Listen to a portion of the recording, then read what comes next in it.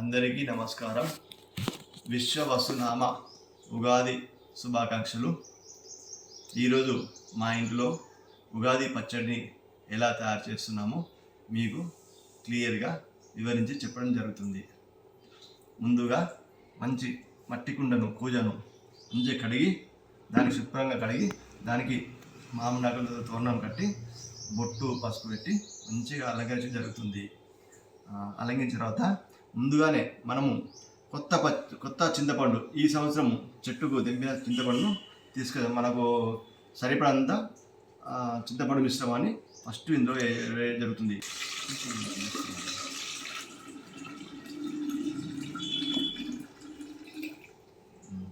చింతపండును కలిపిన తర్వాత స్టార్ట్ చేస్తున్నా. మొత్తం పోయి చాలు, అది అయిపోయింది. తర్వాత లేత మామిడికాయ అంటే మా ఇంటి ముందు అయినా మా చెట్టు అనుకోవాలి, మా చెట్టుకైనా మామిడి పండును మంచిగా గుజ్జులాగా తురిమి ఇలా వేయడం జరుగుతుంది.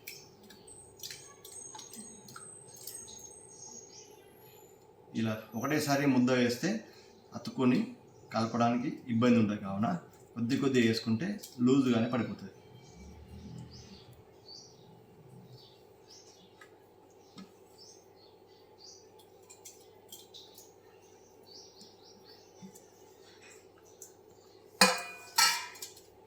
తర్వాత షడ్రుచులు అంటే 6 వస్తువులు అనగా 6 రుచులు.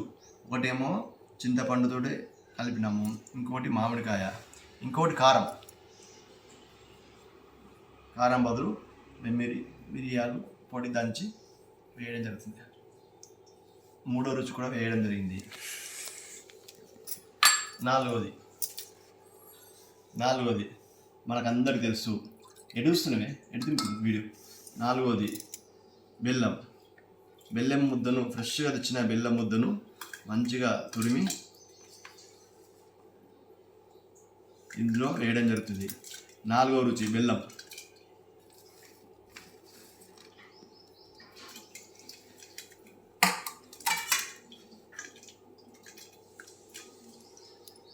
4 రుచులు అయిపోయినాయి.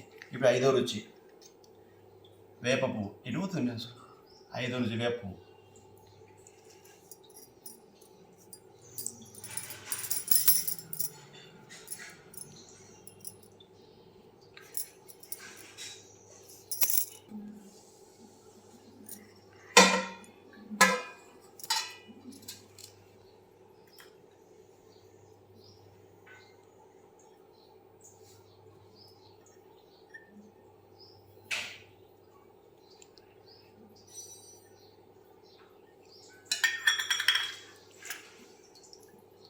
ఐదు రుచులు అయిపోయినాయి.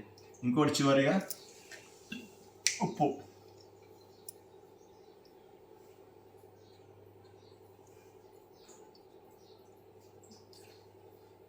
ఇప్పుడు ఇవన్నిటిని మిశ్రమాన్ని ఇప్పుడు 6 రుచులను కలిపి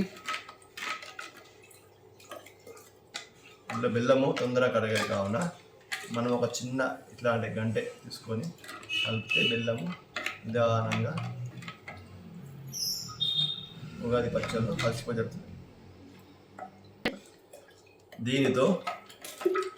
దీనితో ఉగాది పచ్చడిని రెడీ అయింది. ఇప్పుడు మనము దేవునికి నైవేద్యం కింద సమర్పించడం జరుగుతుంది. లైక్ చేయండి, సబ్స్క్రైబ్ చేయండి. మరిన్ని వీడియోలు చేయడానికి నాకు ఇంట్రెస్ట్గా ఉంటుంది. Thank you, bye. ఈ ఉగాది పచ్చడి తయారు చేయడం జరిగింది. ఇప్పుడు దేవుని గుడిలోకి తీసుకెళ్ళడం జరుగుతుంది.